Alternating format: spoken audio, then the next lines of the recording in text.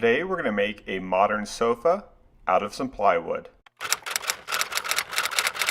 I put a fresh Diablo blade specially designed for cutting plywood onto my 18-volt circular saw. This combination works really well for cutting plywood. The frame for the sofa is made out of 2.5 sheets of 3/4 inch thick plywood. I clamped down a straight edge and then used my circular saw to rip the plywood into strips. I will post drawings with measurements on my website. I used my speed square and circular saw to cut the plywood strips to length.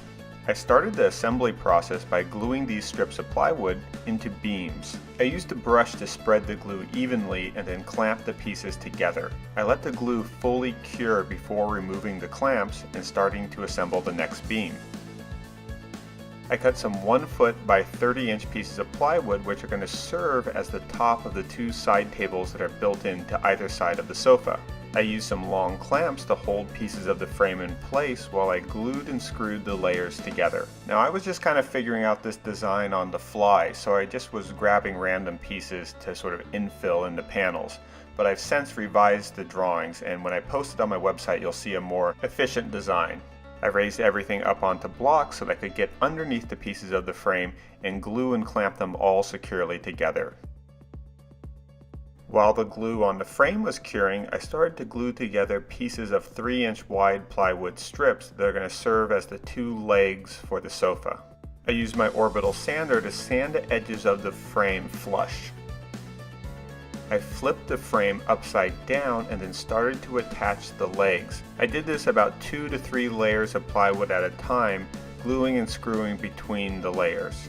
After securing the first 3 layers of the legs in place, I glued and screwed some spacers and a beam that's going to go underneath the seat and backrest of the sofa. This beam is just made out of 2 layers of the 3-inch wide plywood strips. What's cool about this design is that you can make this sofa as high or as low as you want simply by adding more strips of plywood to the legs. I used my circular saw to rip a thin strip of plywood at a 45-degree angle.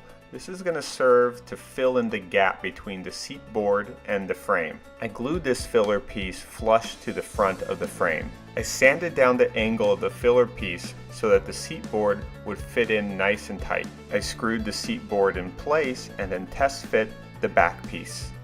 I marked the angle of the back piece on a 3-inch wide strip of plywood and then cut a triangular shape out of it. After cutting a bunch more triangles the same size, I glued these pieces together to make supports for the backrest.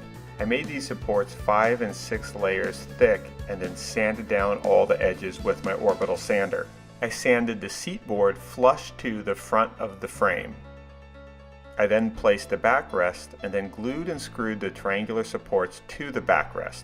I didn't screw the triangular supports to the frame because I want to be able to take the backrest out so that the whole thing will be easier to move. I finished the plywood with 2 coats of Minwax polyacrylic. I ordered some pieces of foam online. I'll put a link to where I got them in the description box below. I get all my leather and leatherworking tools from a place called Tandy Leather. They have a really great website, and if you do make it into one of the stores, the staff there is very knowledgeable. Now Jesse and I don't have a lot of experience working with leather, so we just tried to figure out what would be the easiest way for us to make a cover for these foam cushions. But here's the super easy way we did it. We just punched some holes along the piece of leather. Fletcher was visiting at this time, so he came over for a quick inspection. We then pounded in some brass grommets to reinforce the holes. We then used some string to lace up the cover like a giant leather burrito. This was a really easy way to cover a piece of foam, and it actually looked way better than I thought it would. The sofa is incredibly comfortable, and because the frame comes apart, it's really easy to move even in the tightest stairwells. For more detailed instructions, including dimension drawings, be sure to check out my website.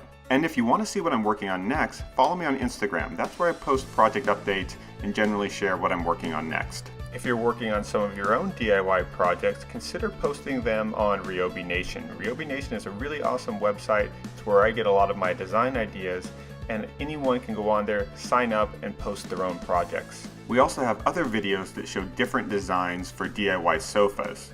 And don't forget to subscribe to this channel if you haven't already.